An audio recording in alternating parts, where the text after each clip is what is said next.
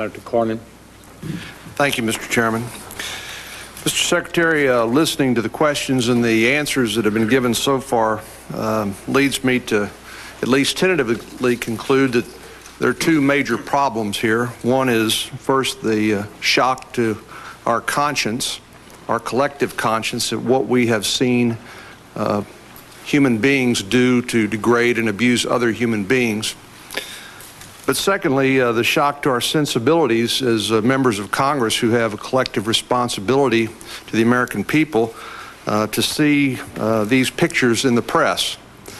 But I believe that it was General Myers who talked about, and you also, who talked about what we have seen as being a violation of American values.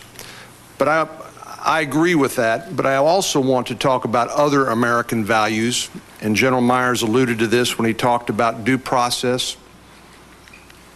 And you mentioned the issue of command influence.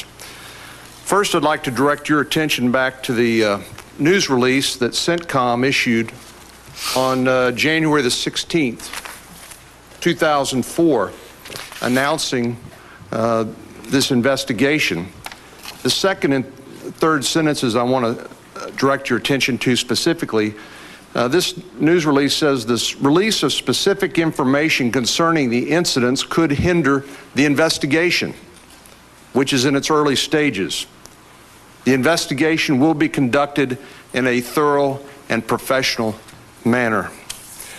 I think what the American people expect of all of us here is not only that we have high standards of conduct, which I know that the military subscribes to, but we have the training, the oversight, the leadership, the accountability, but also the due process and desire to seek justice when it comes to holding people accountable for their crimes.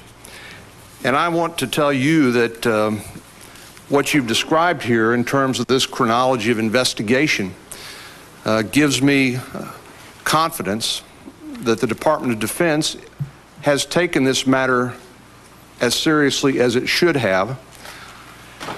And indeed, as you and others have said, not all the facts are in yet. But I do see on this chronology that indeed after this investigation that there have been criminal charges preferred against some who are guilty of these crimes.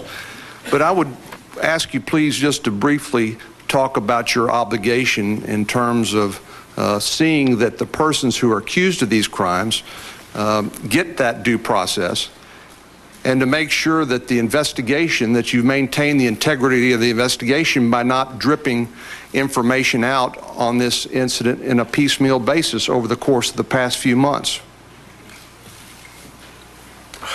You have your finger on the dilemma, on the tension that exists between assuring that you protect the rights of individuals that are in a serious, difficult criminal prosecution circumstance, and avoiding saying things that either would infringe on their rights or would enable them to escape punishment by virtue of being able to successfully allege that command influence was exercised in a way that prejudiced the decisions up the chain of command. So we have that problem. And to the extent senior people in the Department of Defense dive down in and start looking in criminal prosecutions in early and mid stages, the hue and outcry would be horrendous.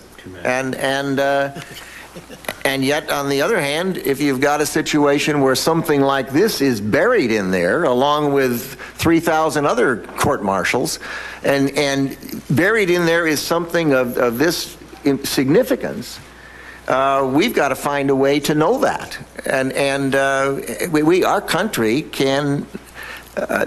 doesn't need those kinds of shocks, and the troops don't need it. Mr. Secretary, I would just conclude. I have to thank you. We must move on.